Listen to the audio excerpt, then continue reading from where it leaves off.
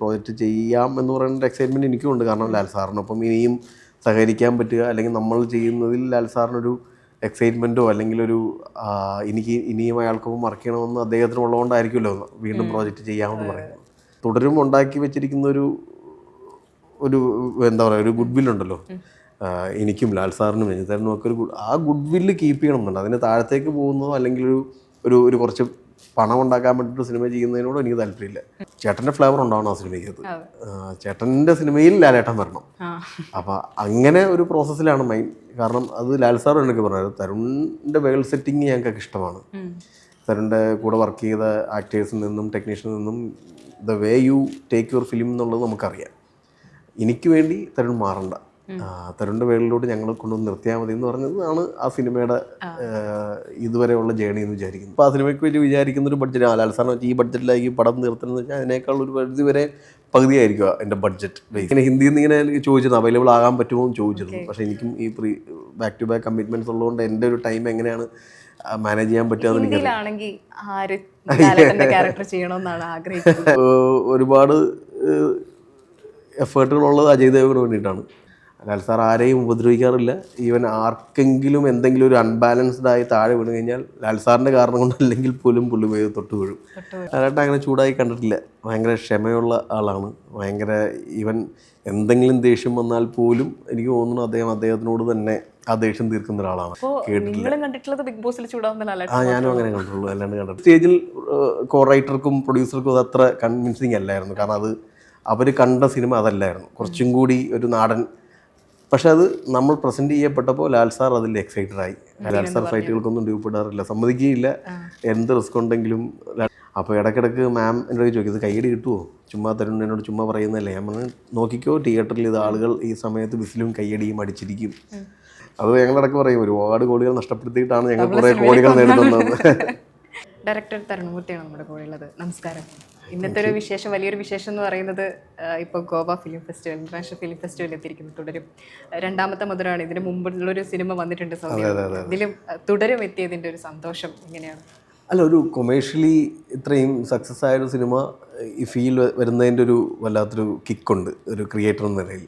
നമ്മളെപ്പോഴും അറിഞ്ഞിട്ടുള്ളതും കേട്ടുള്ളതും കുറച്ചും കൂടി ആർട്ടിസ്റ്റിക് അല്ല ആർട്ട് മൂവീസ് എന്ന് പറയുന്നൊരു കാറ്റഗറിയാണ് എപ്പോഴും ഇഫി പോലത്തെ കോമ്പറ്റീഷൻ വരിക എന്നുള്ളത്. പക്ഷേ ഇത്തവണ കൊമേഴ്ഷ്യലി സക്സസ് ആയിട്ടുള്ള ആ സിനിമയിൽ അപ്പോൾ അതിൻ്റെ ഒരു സോഷ്യൽ റിലവൻസോ അല്ലെങ്കിൽ നമ്മളൊരു ക്രാഫ്റ്റോ അല്ലെങ്കിൽ ക്രിയേറ്റീവ് ഒരു എന്താ പറയുക അങ്ങനെ ഏതെങ്കിലും ഒരു ആംഗിളും കൂടി കണ്ടുകൊണ്ടായിരിക്കുമല്ലോ ഇഫിലേക്ക്. അപ്പം ആ രീതിയിൽ ഒരു കൊമേഴ്ഷ്യൽ സിനിമ വന്നതിൻ്റെ ഒരു കിക്കിലാണ്. പിന്നെ ബാക്ക് ടു ബാക്ക് ഈ പറയുന്ന കഴിഞ്ഞ സിനിമയും വന്നു, ഈ സിനിമയും വന്നു. അപ്പോൾ ഒരു ഫിലിം മേക്കർ എന്ന നിലയിൽ അത് നമുക്ക് തരുന്ന കോൺഫിഡൻസ് ഉണ്ട്. ഈ കിക്കിന്റെ കാര്യം പറയുമ്പോഴാണ് ക്രൂ മുഴുവൻ ഞാൻ കണ്ടു. എനിക്ക് തോന്നുന്നു ഒരു സിനിമയ്ക്ക് ഇത്രയും ക്രൂ വരുന്നത് പ്രൊഡ്യൂസർ രഞ്ജിത്തേട്ടൻ അടക്കം ചിപ്പി ചേച്ചി ഇങ്ങനെ കുറെ ആൾക്കാർ അതിൽ അഭിനയിച്ച ആളുകൾ അടക്കം ഇവിടെയാണ്. എനിക്കൊരു ലാലേട്ടൻ മാത്രമേ കുറവുള്ളൂ എന്ന് തോന്നുന്നു. എല്ലാവരും വന്നിട്ടുണ്ട്. അല്ല, അത് ഈ പറയുന്ന പോലെ നമ്മൾ അങ്ങനെയാണ്, ആസ് എ ഫാമിലി പോലെയാണ് ആ സിനിമ നമ്മൾ സ്വപ്നം കണ്ടതും എക്സിക്യൂട്ട് ചെയ്തതും അതിൻ്റെ സക്സസ് എൻജോയ് ചെയ്തതും. അപ്പോൾ അത് തന്നെയാണ്. അപ്പോൾ നമ്മളിത് ഈ ഫീലോട്ട് സെലക്ട് ആയി എന്ന് പറഞ്ഞപ്പം ഞാൻ കണ്ടതാണ് ഈച്ച് ആൻഡ് എവരി. അതിൻ്റെ അകത്ത് എക്സ്പീരിയൻസ് ഒന്നുമില്ല. എക്സ്പീരിയൻസ് ഉള്ളവരും ഇൻഎക്സ്പീരിയൻസ് ഉള്ളവരും സ്റ്റാർട്ടേഴ്സും ഒക്കെ ഒരേപോലെയാണ് എൻ്റെ എക്സൈറ്റ്മെൻറ്റ് കാണിച്ചത്. നമ്മളിങ്ങനെ എന്തുകൊണ്ട് ഞാനിങ്ങനെ പറഞ്ഞേട്ടാ നമ്മളെല്ലാവരുമായിട്ട് പോകണം, അത് ഈ സിനിമ ഡിസർവ് ചെയ്യുന്നു, ആ ടെക്നീഷ്യൻസും ഡിസർവ് ചെയ്യുന്നു. എന്താണോ അതിന് ഭയങ്കര ഓപ്പണായിട്ട് നിന്നൊരു പ്രൊഡ്യൂസറാണ്. എന്താ നമ്മൾ ഒരുമിച്ചാണ് പോകുന്നത്, നമ്മൾ എല്ലാവരും ഒരുമിച്ച് ആകെ റൂം കിട്ടുമോ എന്നുള്ള കൺസേൺ മാത്രമേ ഉണ്ടായിരുന്നു. പക്ഷേ അതെല്ലാം ആ സമയം കൊണ്ട് രജപുത്ര അതെല്ലാം അറേഞ്ച് ചെയ്ത് ഓൾ ടീമിനെ കൊണ്ടുവന്നു എന്ന് പറയുന്നത് അതിൻ്റെ ക്യാപ്റ്റൻ എന്ന രീതിയിൽ ഞാൻ ഭയങ്കര പ്രൗഡാണ് ആ മൊമെൻറ്റിൽ. ഓക്കെ, ലാലേട്ടനെ സംബന്ധിച്ച് ഇപ്പോൾ ആളുകൾ പറയുമ്പോൾ പറയും ലാലേട്ടൻ പുതിയ ആൾക്കാർക്ക് ഡേറ്റ് കൊടുക്കുമോ അല്ലെങ്കിൽ പുതിയ ആൾക്കാരുടെ കഥ കേൾക്കുമോ എന്നൊക്കെ സംശയിച്ച് നിൽക്കുന്ന സമയത്താണ് തുടരുമായിട്ട് തരുൺമൂർത്തി വരുന്നത്. ശരിക്കും തരുൺമൂർത്തി എന്ന സംവിധാനം പലരും ഞാൻ കേട്ടിട്ടുള്ളതാണ് ആ സിനിമയെക്കുറിച്ച്. പലരും റിജക്റ്റ് ചെയ്ത ഒരു പടമായിരുന്നു, സംവിധാനം ചെയ്യാൻ മടിച്ചിരുന്ന ഒരു പടമായിരുന്നു എന്നൊക്കെ. ശരിക്കും അതിൽ ആ റിസ്ക് ഞാൻ തന്നെ ഏറ്റെടുക്കാം എന്ന തീരുമാനത്തിലേക്ക് എത്തിയത് എന്തുകൊണ്ടായിരുന്നു?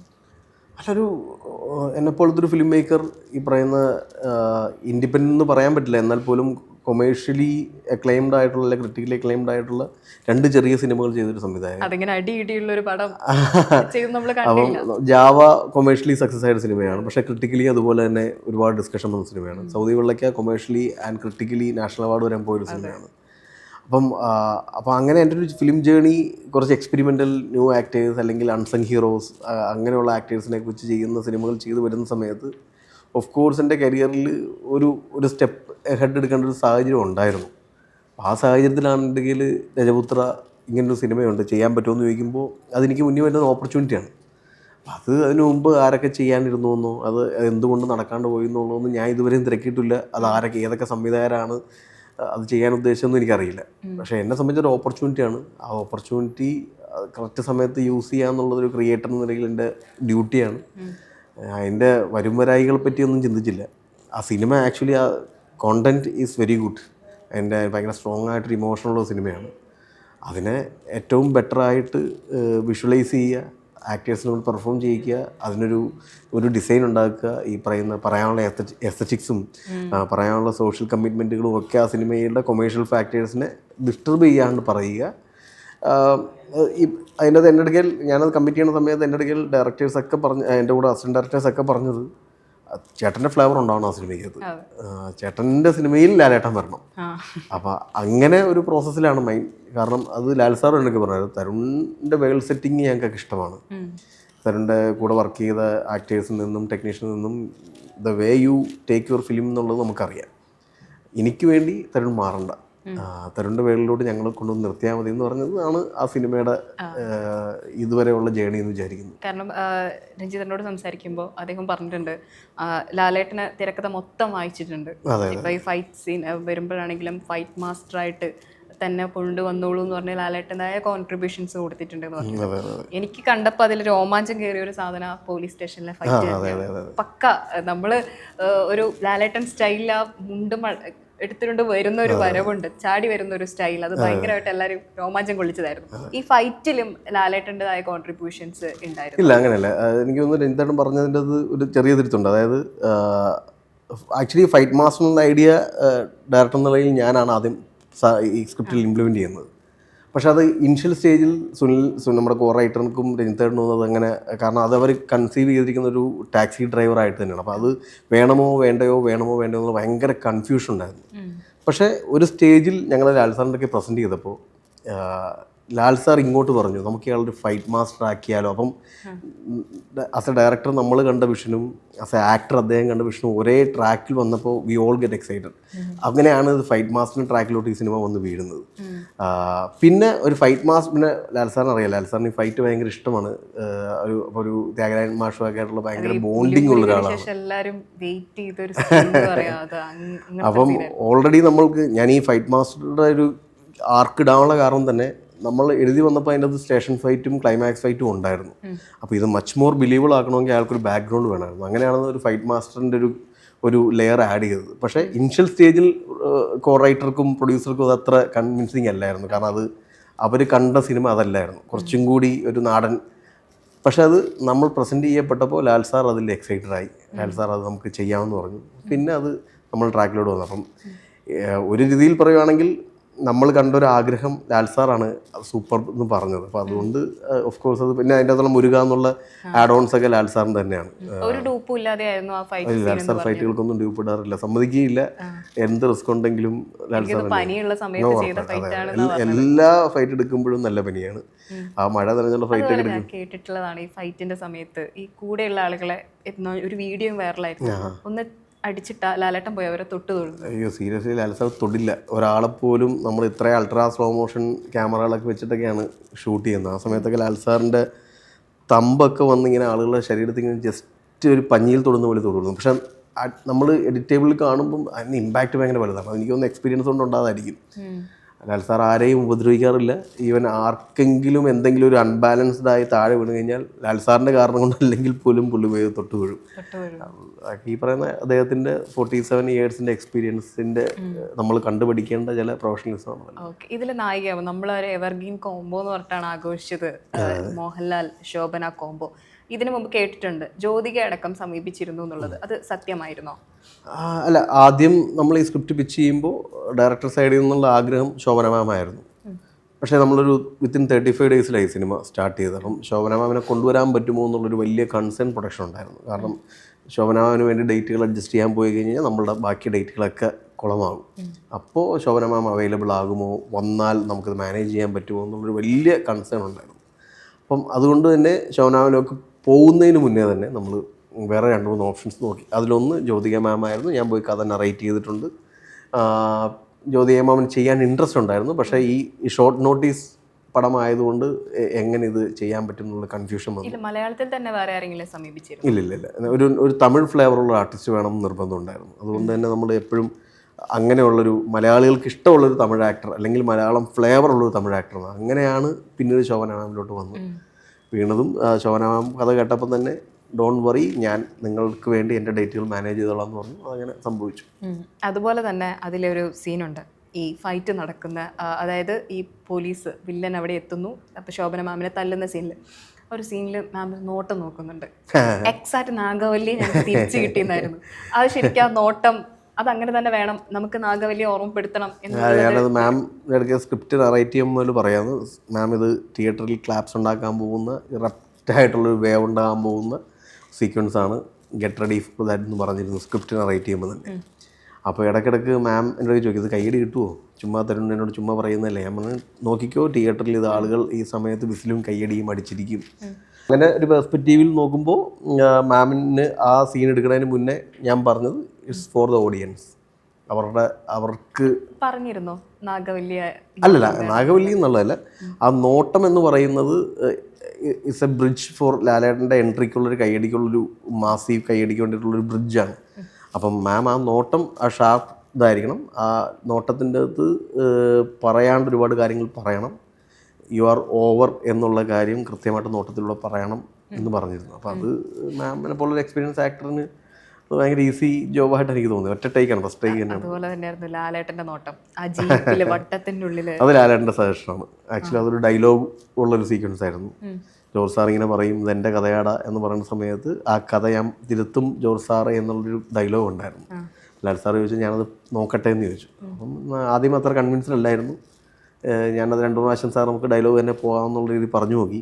പക്ഷേ കുറച്ച് നേരം കഴിഞ്ഞപ്പോൾ ലാൽ സാർ ഒരു ചോദ്യനോട് ചോദിച്ചു, ഞാനിപ്പോൾ ഈ ഡയലോഗ് പറഞ്ഞാൽ പിന്നെ നമ്മുടെ ഫൈറ്റിൻ്റെ ഒക്കെ ഇമ്പോർട്ടൻസ് കുറയൂലേ എന്ന് ചോദിച്ചു.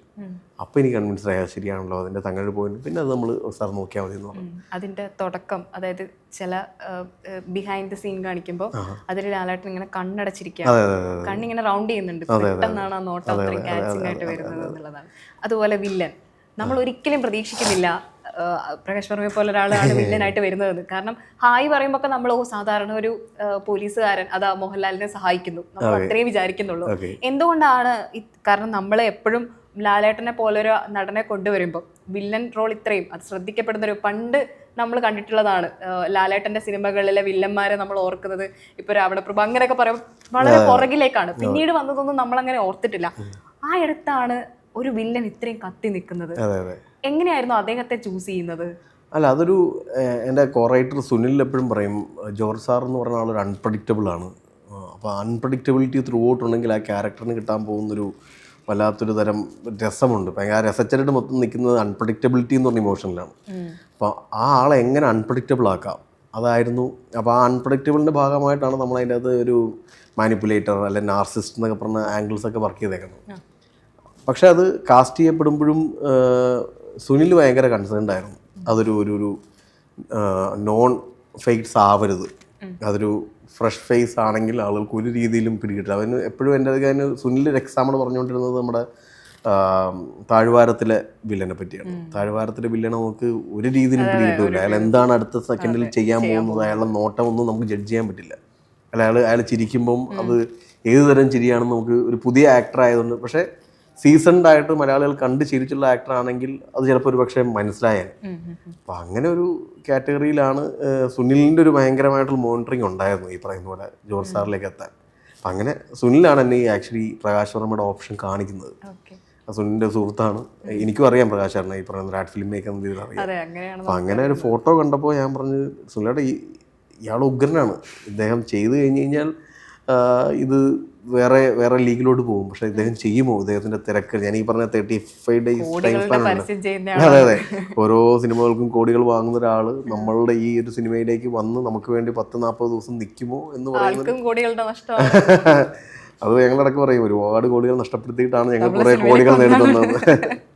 പക്ഷേ such a gem of person, ഈ പറഞ്ഞ അദ്ദേഹത്തിൻ്റെ എക്സ്പീരിയൻസും അദ്ദേഹത്തിൻ്റെ ഡെബ്യൂട്ടൻ്റ് ആണെങ്കിൽ പോലും അദ്ദേഹം വർക്ക് ചെയ്തിട്ടുള്ള അത്രയും ആഡ് ഫിലിംസിൻ്റെയും അല്ലെങ്കിൽ സിനിമയിൽ അസിസ്റ്റ് ചെയ്തതിൻ്റെയൊക്കെ ഒരു എക്സ്പീരിയൻസ് അയാളുടെ ആക്ടിങ്ങിൽ ഉണ്ടായിട്ടുണ്ട്. അത് അദ്ദേഹത്തിന്റെ ഓരോ ഡയലോഗുകൾ ഇപ്പൊ ഭയങ്കര ഹിറ്റായിട്ട് ഓടിക്കൊണ്ടിരിക്കുന്നുണ്ട്. അല്ല, അതൊക്കെ നമ്മൾ ഈ പറയുന്ന ഡബ് ചെയ്യുന്ന സമയത്തൊക്കെ നമ്മൾ ഡിസ്കസ് ചെയ്യാൻ, ചേട്ടാ ഇതൊക്കെ റീലുകൾ വരാൻ പോകുന്നതാണ്, ഇതൊക്കെ മിക്കവാറും ഈ പറയുന്ന മെമ്മീസ് ഒക്കെ ആയിട്ടൊക്കെ കയറി വരും എന്നൊക്കെ എപ്പോഴും പറയാറുണ്ട്. അതല്ല അദ്ദേഹത്തിന്റേതായ ഏതെങ്കിലും കോൺട്രിബ്യൂഷൻ ഡയലോഗ്സുകളിലുണ്ട് ഇല്ല, എപ്പോഴും എന്ത് ഡയറക്ടർ പറയുന്നു അത് ഫോളോ ചെയ്യാന്ന് ഡയലോഗുകളൊക്കെ അങ്ങനെ തന്നെയാണ് അദ്ദേഹം ചെയ്തിരുന്നത്. എന്ന് വെച്ചാൽ മാനറിസംസും കാര്യങ്ങളും ഒക്കെ നമ്മൾ പറയുന്നതിൽ നിന്ന് അദ്ദേഹത്തിൻ്റെ രീതിയിൽ മാറ്റിയിട്ടുണ്ട്. പക്ഷേ ഡയലോഗ്സിലൊന്നും അങ്ങനെ ഇംപ്രൂവൈസ് ചെയ്തിട്ടില്ല. കാരണം ഓൾറെഡി ജോർജ് അത്രയും വെൽ റിട്ടൺ ആയിരുന്നു. അപ്പോൾ അതിൽ നിന്നൊരു വരി അങ്ങോട്ടും ഇങ്ങോട്ടും മാറിക്കഴിഞ്ഞാൽ ഈ നാർസിസവും അല്ലെങ്കിൽ മാനിപ്പുലേറ്റിംഗ് എന്ന് പറയുന്ന ക്യാരക്ടർ ആർക്കുകളൊക്കെ ചിലപ്പോൾ മാറിപ്പോകും. അതുകൊണ്ട് അദ്ദേഹം മനസ്സിലാക്കിക്കൊണ്ട് തന്നെ എന്ത് ഡയറക്ടർ പറയുന്നോ അത് അങ്ങനെ തന്നെ ചെയ്യാന്നുള്ളതാണ്. ഇപ്പൊ രഞ്ജിത്തേട്ടൻ പറഞ്ഞിട്ടുണ്ട് മോഹൻലാലും മുരുകനും വന്നു കഴിഞ്ഞാൽ പട ഹിറ്റാണ്. അതുപോലെ തന്നെ ഇപ്പൊ ഇൻഡസ്ട്രിയിലുള്ള ഒരു ടോക്കാണ് മമ്മൂക്കയുടെ പഴയ സിനിമയിലെ പാട്ടുണ്ടെങ്കിൽ ആ മലയാള സിനിമ ഹിറ്റായിരിക്കും എന്നുള്ളത്. അതിൽ ഇതിലുണ്ട് ശാന്തമി രാത്രിയിൽ അങ്ങനെ ആ തീമും ആ സ്റ്റെപ്പും. അത് ആക്ച്വലി ഒരു വെഡ്ഡിങ് സോങ് നടക്കുന്നു എന്നായിരുന്നു സ്ക്രിപ്റ്റിലുണ്ടായിരുന്നു. പക്ഷെ ലേറ്റർ അതിൻ്റെ ഒരു ഷൂട്ടിനോട് എടുക്കുന്ന സമയത്ത് ഞാൻ ചുമ്മാ ഒരു സജഷനായിട്ട് ചോദിച്ചു, ഇങ്ങനെ നമുക്ക് ശാന്തമി രാത്രിയിൽ വന്നാൽ എങ്ങനെ ഉണ്ടാവും. അതൊരു ഭയങ്കര വിൻറ്റേജ് പെപ്പി സോങ് ആണുള്ളത്, ആളുകൾക്ക് ഭയങ്കര നെസ്റ്റു അടിക്കുന്ന സോങ്ങാണ്. അപ്പോൾ നമ്മൾ ഭയങ്കരമായിട്ട് ആ സമയത്ത് ഫിലിമിനെ ഒന്ന് എലവേറ്റ് ചെയ്യാൻ ശാന്തമി രാത്രിയിൽ മറ്റേത് പുതിയ സോങ്ങിനേക്കാളും ഹെൽപ്പ് ചെയ്യുമെന്ന് പറഞ്ഞു. അപ്പോൾ ആദ്യം ചോദിക്കേണ്ടത് നമ്മൾ മമ്മൂക്കനെ പോലത്തെ ഒരു സൂപ്പർ സ്റ്റാറിൻ്റെ ഒരു പാട്ടിൽ ആൽസർ ചെയ്യുമോ എന്നുള്ളൊരു ഡൗട്ട് എനിക്കുണ്ടായിരുന്നു. പക്ഷേ എപ്പം ചോദിച്ചു അതിനെന്താ മോനെ ഈ ചക്ക ചെയ്ത് നമുക്ക് ചെയ്യാൻ പറ്റില്ല എന്ന് എവിടെയെങ്കിലും എഴുതി വെച്ചിട്ടുണ്ടോ, ഞാൻ ചെയ്യാം എന്ന് പറഞ്ഞങ്ങോട്ട് ചെയ്തതാണത്. പക്ഷെ അത് ഭയങ്കരമായിട്ട് മമ്മൂക്ക അത് കണ്ടിട്ടുണ്ട് പറഞ്ഞിട്ടുണ്ടോ എനിക്കറിയില്ല. മമ്മൂക്ക അത് കണ്ടോ, ഞാൻ അതിന് ശേഷം കമ്മ്യൂണിക്കേറ്റ് ചെയ്തിട്ടില്ല. ആ സമയം മമ്മൂക്ക കുറച്ച് ട്രീറ്റ്മെൻറ്റും കാര്യങ്ങളൊക്കെ മാറുന്ന സമയമായതുകൊണ്ട് സിനിമയെ സംബന്ധിച്ച് അങ്ങനെ അല്ലെങ്കിൽ സാധാരണ സിനിമ കണ്ടു കഴിഞ്ഞാൽ എപ്പോഴും മെസ്സേജൊക്കെ അയക്കാറുള്ളതാണ്. പക്ഷേ തുടരുമിൻ്റെ സമയത്ത് എനിക്ക് അങ്ങനെ കമ്മ്യൂണിക്കേറ്റ് ചെയ്യാൻ പറ്റിയിട്ടില്ല. ഇതൊരു ദുരഭിമാന കൊലയുടെ ഒരു സാധനം കൂടി അതിൽ പറയുന്നുണ്ട്. നമുക്കറിയാവുന്നത് നീനു അവരുടെ കേസാണ് നമുക്കറിയാം. അതിൻ്റെ ഒരു റെഫറൻസ് ഉണ്ടായിരുന്നോ? കാരണം ഇതിന് ശേഷം വളരെ അവരുടെ ലവ് സ്റ്റോറി കെവിൻ്റെയും അവർ ലവ് സ്റ്റോറി ഭയങ്കരമായിട്ട് ആളുകൾ ചർച്ച ചെയ്യുന്നുണ്ടായിരുന്നു. അല്ല, എന്ന് വെച്ച് കഴിഞ്ഞാൽ ഇത് എഴുതുന്ന സമയത്ത് എൻ്റെ ഉള്ളിൽ ആ ക്യാരക്ടേഴ്സ് പോയിട്ടുണ്ടെന്ന് വെച്ചാൽ നീനുവിൻ്റെയും കെവിൻ്റെയൊക്കെ ഇമോഷനാണ്. പക്ഷേ ആ ഒരു സർക്കംസ്റ്റാൻസസോ ആ ഒരു കൈൻഡ് ഓഫ് സ്റ്റോറിയോ ഒന്നും അല്ല ഇതിൻ്റെ നമ്മൾ യൂസ് ചെയ്തത്. ഇത് വേറൊരു കൈൻഡ് ഓഫ് ലവ് സ്റ്റോറി, പക്ഷേ മരണപ്പെട്ടു പോയി എന്നുള്ളേ ഉള്ളൂ. അതൊരിക്കലും കെവിൻ്റെയോ നീനുവിൻ്റെയോ ഒന്നും ഒരു ലൈഫിൻ്റെ പോർട്രേറ്റ് അല്ല തുടരും. പക്ഷെ അത് എന്നെ ഇൻസ്പയർ ചെയ്തിട്ടുണ്ട്. ഈ എലിമെൻ്റ് ഇതിലോട്ട് കൊണ്ടുവന്ന് പ്ലേസ് ചെയ്യാൻ. ഞാൻ വൈക്കത്തുള്ള ആളാണ്. അപ്പം നമ്മൾ അറിയുന്ന സമയത്താണെങ്കിൽ നമുക്കറിയായിരുന്നു ഈ ഇൻസിഡൻ്റൊക്കെ നമുക്ക് പത്രത്തിലൂടെയും ഒക്കെ നമുക്ക് ഈ ഇൻസിഡൻറ്റിൻ്റെ വ്യാപ്തി അറിയായിരുന്നു. അപ്പോൾ പിന്നെ ഒരു ദുരഭിമാനക്കൊല എന്ന് പറയുന്നത് ആ സിനിമയുടെ ഒരു അവസാനത്തെ കോർ ഇമോഷനിലോട്ട് അങ്ങനെ വന്ന് നിൽക്കുന്നത്. ത്രൂ ഔട്ട് സിനിമ ഡിസ്കസ് ചെയ്യുന്നത് ദുരഭിമാനക്കൊലയൊന്നുമല്ല. ആ സിനിമയുടെ ഒരു എൻഡിലോട്ട് എത്തുമ്പോൾ അതിൻ്റെ റീസണിങ് കോർ എന്ന് പറയുന്നത് ദുരഭിമാനക്കൊലയിൽ വന്ന് നിൽക്കുന്നതാണ്.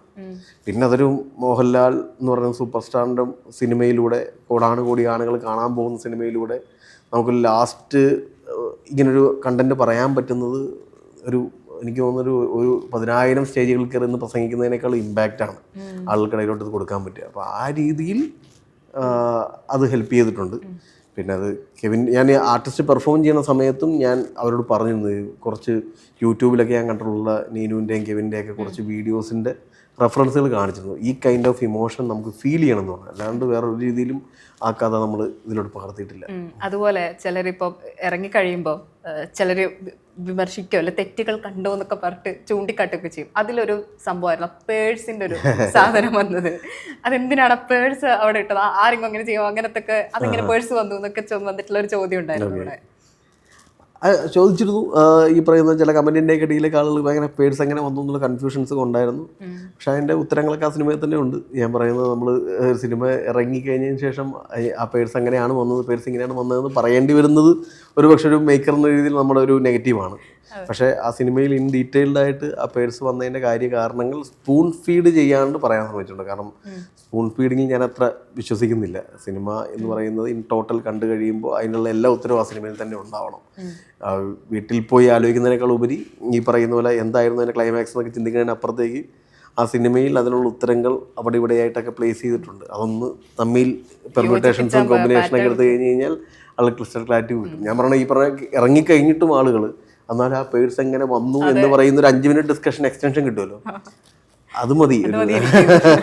ഇപ്പോ തരുൺമൂർത്തിക്ക് തുടരുമിന്റെ വിജയത്തിന് ശേഷം ഭാരം കൂടിയതായി ഫീൽ ചെയ്യുന്നുണ്ട്? ഇപ്പൊ ഇനി അടുത്ത ഇപ്പൊ നമ്മള് തരുൺമൂർത്തി പടങ്ങള് ചെയ്യുമ്പോൾ പുതുമുഖങ്ങളെ കണ്ടാലും ഞങ്ങൾ അത്ഭുതപ്പെടാറില്ല.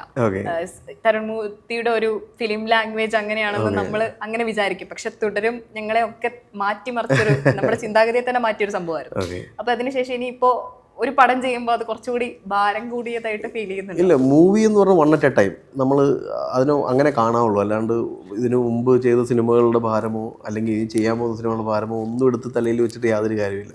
ഒരു സിനിമ പ്രേക്ഷകനും ഇപ്പം അങ്ങനെയാണ്. അല്ലാണ്ട് ഇപ്പം അയാളുടെ സിനിമ തുടരും ഇത്ര കോടി കളക്ട് ചെയ്തതാണ് അല്ലെങ്കിൽ നാഷണൽ അവാർഡ് കിട്ടിയതാണ് സൗദികളിലേക്കാന്ന് പറയുന്നത് അടുത്ത സിനിമയ്ക്കുള്ളൊരു ചിലപ്പോൾ അത് ഫസ്റ്റ് ഡേയിലേക്ക് വരാൻ വേണ്ടിയുള്ള ഒരു അറ്റൻഷൻ അപ്പുറത്തേക്ക് ആ സിനിമ നന്നാകണമെങ്കിൽ ആ സിനിമ തിയേറ്ററിൽ ആളുകളെ കണക്ട് ചെയ്യണം.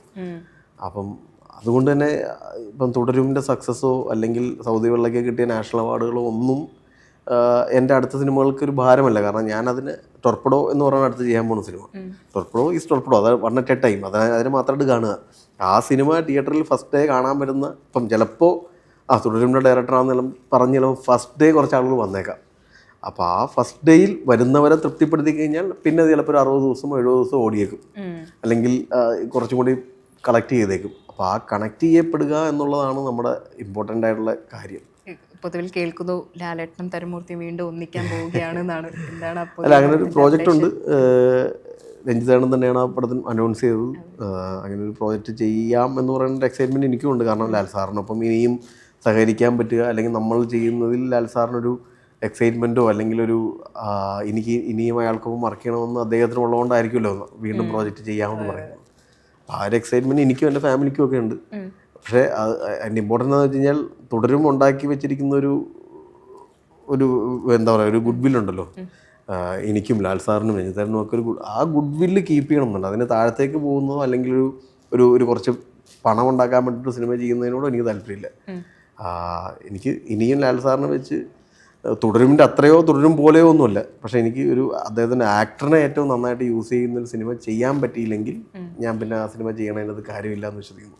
അപ്പം അങ്ങനെ ഒരു നല്ല സബ്ജക്റ്റിന് വേണ്ടിയിട്ടുള്ള അന്വേഷണവും ശ്രമങ്ങളൊക്കെ നടക്കുന്നുണ്ട്. അത് എല്ലാവർക്കും ഒരേ പേജിൽ വരുന്ന സമയത്ത് അത് സംഭവിക്കും. ഇത്രയും ശ്രദ്ധിക്കപ്പെട്ട സമയത്ത് ഞെട്ടിച്ചൊരു കോമൻസ് വന്നിട്ടുണ്ടോ? ഇപ്പം അതർ ഇൻഡസ്ട്രിയിൽ നിന്നാണെങ്കിലും അല്ല മറ്റ് ലാംഗ്വേജസ് നിന്നാണെങ്കിലും ഏതെങ്കിലും താരങ്ങൾ വിളിച്ചിട്ട്?